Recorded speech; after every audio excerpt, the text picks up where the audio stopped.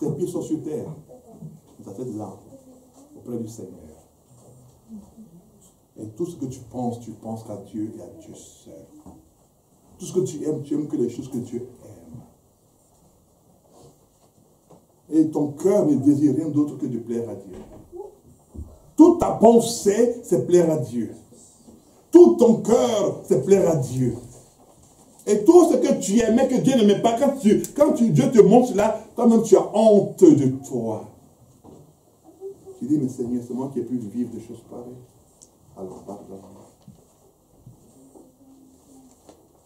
Quand l'effet secondaire arrive, tu dis, mais Seigneur, oh mon Dieu, j'ai honte devant toi de mon attitude.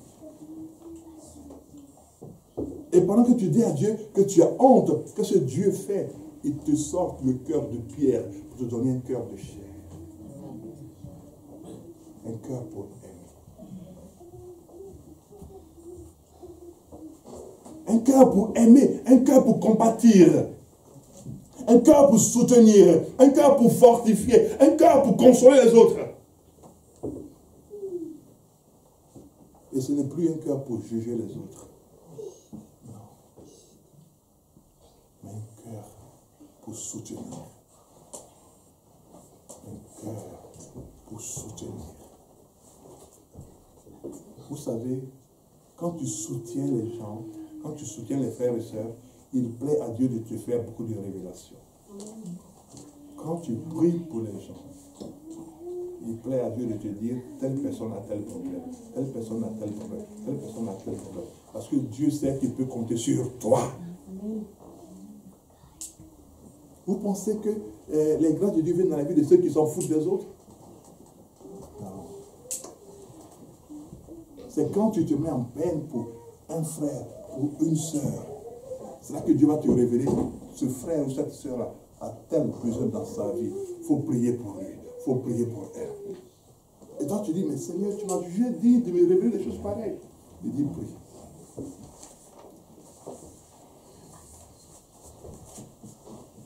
Et plus tu pries pour des personnes, plus Dieu te donne encore d'autres personnes pour lesquelles tu dois prier. Parce que Dieu a plaisir en toi. Il a plaisir en toi et puis il a plaisir à partir de toi.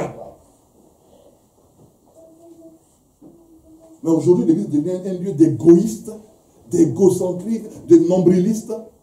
Chacun vient, son problème c'est pour lui, sa nourriture c'est pour lui, tout ce qu'il a c'est pour lui, c'est même pas pour les autres. Et puis on dit on est église. On se critique, on se mord avec nos dents dans les mauvaises paroles. On ne prend pas la peine pour appeler une soeur, un frère, pour dire, est-ce que tu vas bien? Ok, que Dieu te bénisse. J'avais appelé pour prendre tes nouvelles. Et les enfants? Et ton mari? Ok, que Dieu vous bénisse, que Dieu vous fortifie. Voilà.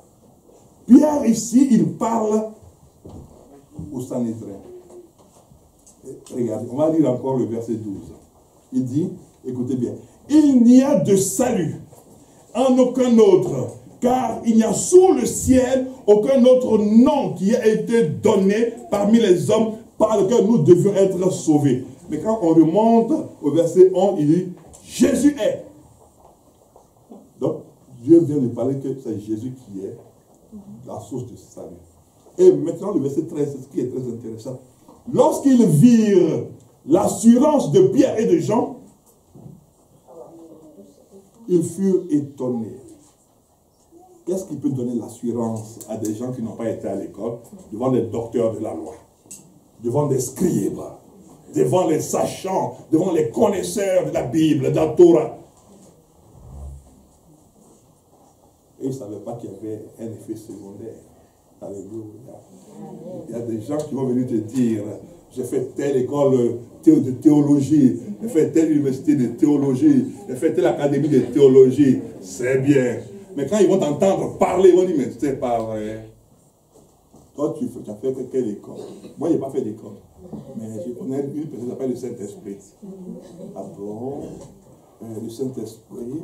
Ah oui, mais l'Esprit Saint, il était venu. En fait, en grec, on dit le parakletos.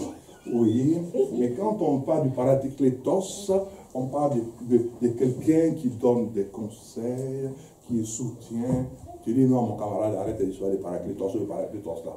Moi, je sais que c'est une puissance. Quand tu dis au nom de Jésus, les gens sont guéris. Tu dis, ah bon? Mais en faculté, on nous a pas enseigné cela. Et toi, tu es en train de perturber mon intelligence. Parce que tu me fais entendre des choses ineffables. C'est pas possible.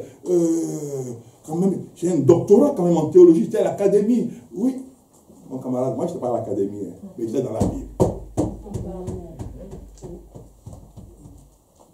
La meilleure des académies, c'est la Bible. Il est écrit, lorsqu'ils virent l'assurance, vous voyez, l'effet secondaire du Saint-Esprit, c'est l'assurance. Ce n'est pas l'orgueil, c'est l'assurance. Ça dit, quand tu parles de ton Dieu, on doit savoir que toi tu le connais, que lui te connaît. Il ne faut pas que quand tu dis, on dit, Jésus, tu dis, non, vous aussi, il ne faut pas mélanger les gens. Moi, je n'étais pas quelqu'un qui allait à l'église avant. Non, on doit voir ton assurance. Tu dois lever tes yeux quand tu parles à quelqu'un. Parce que quand tu parles à quelqu'un, et que toi tu es le temple du Saint-Esprit, ça veut dire que le Saint-Esprit habitant en toi, tes yeux sont habités par qui? Voilà. Donc quand tu regardes tout droit comme ça, c'est celui qui te regarde là. Que même ton patron lui baisse la tête. Mais oui. C'est ton patron, c'est lui qui va te payer à la fin du mois. Mais quand tu as te regardes comme ça là, il y a quelque chose qui se passe. Il y a la puissance de Dieu qui émane, qui sort de toi et qui est en train de lui dire, mais tu sais à qui tu parles là devant toi? Il dit, oui, mais je voulais vous dire, bon, c'est pas grave, on passe l'éponge là-dessus, et puis la prochaine fois. Mais qu'est-ce que tu voulais dire? Non, c'est pas grave, c'est pas grave. Parce que là, il y a quelque chose qui se dégage de toi. La Bible dit, quand ils virent l'assurance, l'effet secondaire, l'effet de changement, l'effet de transformation, l'effet de métamorphose de Pierre. Eux-mêmes ont connu qu'il était quelqu'un du peuple. Donc ce qui veut dire que quand ils ont vu dans leur registre des étudiants de leur université, son nom n'est pas dedans. Donc ça c'est un gars du peuple. Mais quand ils ont vu son assurance, on dit non, il vient de nous enseigner quelque chose là. Alléluia. Amen. Et là, on parle de Pierre.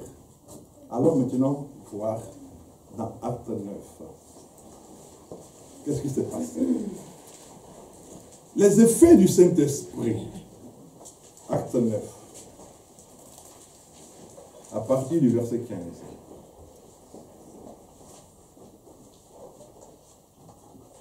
Qui dit ceci. Mais le Seigneur lui dit, c'est le Seigneur qui parle, Acte 9, 15, à Ananias. Il parle, mais il dit, mais le Seigneur lui dit, va, car cet homme est un instrument que j'ai choisi pour porter mon nom devant les nations. Celui-là qui se moquait beaucoup, c'est lui que j'ai choisi. Celle-là qui aimait aller beaucoup en boîte là, celle-là qui aimait parler beaucoup là, c'est elle que j'ai choisi. Celle-là qui ne calculait personne là, c'est elle que j'ai choisi. Celle-là qui prenait sa bouche pour parler beaucoup, c'est elle que j'ai choisi. Pour faire quoi? Pour porter mon nom.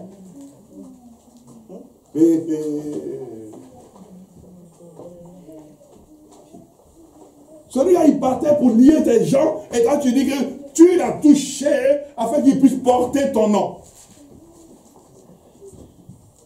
Vous comprenez maintenant pourquoi Paul peut dire, si quelqu'un est en Christ, il est une nouvelle création.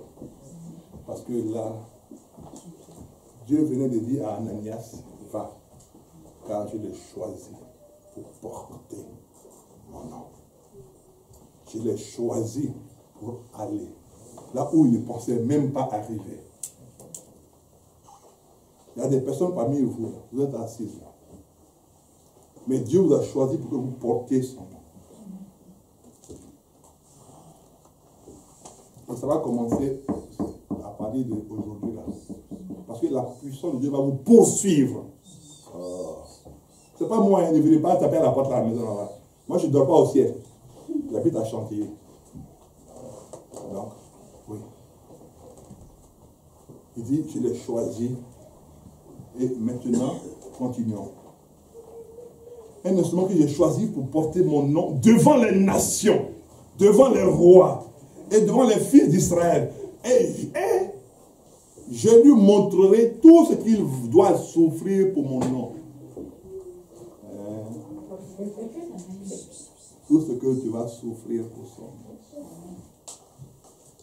Ananias sortit et lorsqu'il fut arrivé dans la maison, il posa les mains à Saul en disant, Saul, mon frère, le Seigneur Jésus qui t'est apparu sur le chemin par lequel tu venais m'a envoyé pour que tu recouvres la vue et que tu sois rempli du Saint-Esprit. Quand il a prié pour lui et qu'il a été rempli du Saint-Esprit, il est rentré. Tu regardes à peu près au verset 28, ils allèrent et vinrent avec eux dans Jérusalem. Et ils s'exprimaient en toute assurance au nom du Seigneur. Vous voyez, on voit encore quoi? Assurance. Verset 28. On trouve encore là, assurance. Quand ils ont vu Pierre et Jean, leur assurance. Là, on voit maintenant, ils ne parlent plus en qualité de pharisiens, ils parlent avec assurance. Ce qui veut dire que quand ils étaient pharisiens, ils ne parlaient pas avec assurance. Mais qu'est-ce qui s'est passé pour qu'ils acceptent cela? Allons voir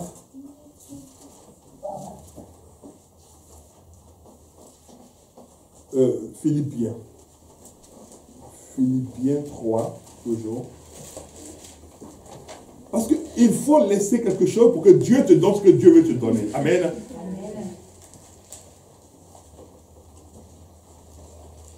À partir du verset 7, il dit, mais ces choses qui étaient pour moi comme des gains, Philippiens 3, 7, ces choses qui étaient pour moi comme des gains, qui étaient pour moi des gains, je les ai regardées comme une perte à cause de Christ. Et même je regarde toutes choses comme une perte à cause de l'excellence. Donc il y a une excellence dans la relation avec Dieu. Il y a une excellence dans la communication avec Dieu. Il ne faut jamais te limiter à une simple chose, à une simple rencontre de l'église. Non, il y a une excellence. L'excellence dit qu'il faut aller de l'avant. Quand on parle d'excellence, c'est aller de l'avant. Excellence t'amène à aller de l'avant. Excellence t'amène dans le dépouillement. Je me dépouille, je me décharge, je me libère pour connaître davantage Christ. L'excellence te pousse au dépouillement. L'excellence te pousse à l'abandon. L'excellence te pousse à la repentance, au changement radical. Parce que je veux vivre l'excellence. Je veux marcher dans l'excellence. Je veux avoir une excellente relation. Je veux avoir une excellence dans la connaissance.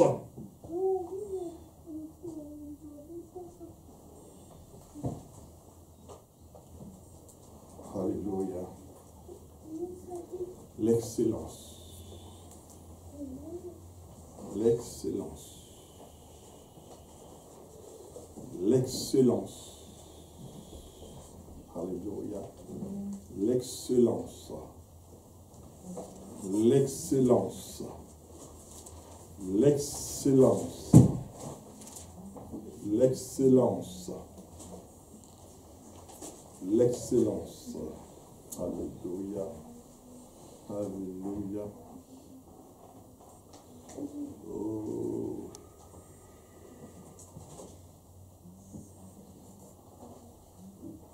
Et c'est pour cela la Bible dit dans 2 Timothée 1, verset 7, car ce n'est pas un esprit de timidité que Dieu nous a donné. Au contraire, son esprit nous remplit de force, de sagesse et d'amour. Donc il nous a donné un esprit de force. Saint-Esprit, voici maintenant le temps de ton effet. Viens maintenant toucher tes enfants, afin que l'excellence soit leur partage. Saint-Esprit, 2 Timothée 1, verset 7. 2 Timothée 1, 7.